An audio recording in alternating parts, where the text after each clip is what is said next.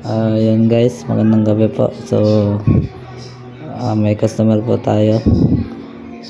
Pasado alas 8 na pumunta. So, kung pwede daw kabit yung LCD in order niya sa cellphone daw ng anak niya. So, ayun. At ano nga pala to guys, Samsung A12. So, ayun. Yung LCD po na in-order niya is with frame na po.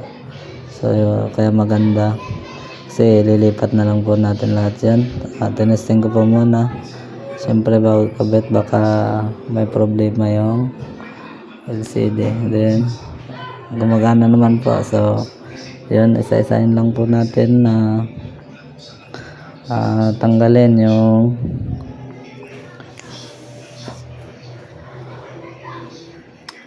ayan. So ilipat na po natin isa-isa. Balik kung ano po yung tinanggal natin sa original, so kailangan ibalik po natin siya lahat. Bawal may magkulang dyan kasi maaari pong mag-malfunction siya yung unit natin. So lagyan din natin ng dikit para kumapit din siya. So yun, speaker yan lilipat natin, then fix. Tapos po niyan is yung motherboard, saka yung volume button at yung vibrator.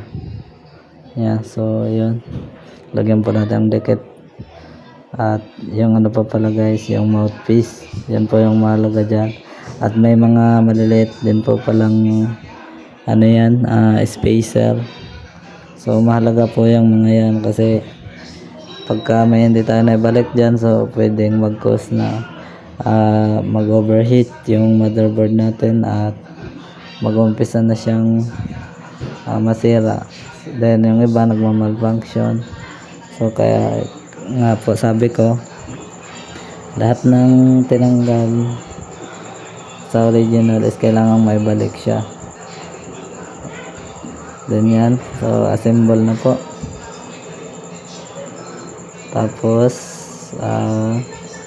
assemble. So i-fix po natin ng maayos, balik natin ng maayos, then testingin po natin. So guys, hindi ko po siya mabuhay dahil low bat siya, 0% talaga. Ayan mag-1, antayin lang natin mag-1, then buhayin natin. Tapos ayan, so gumagana naman po. At yan lang po. Maraming salamat po.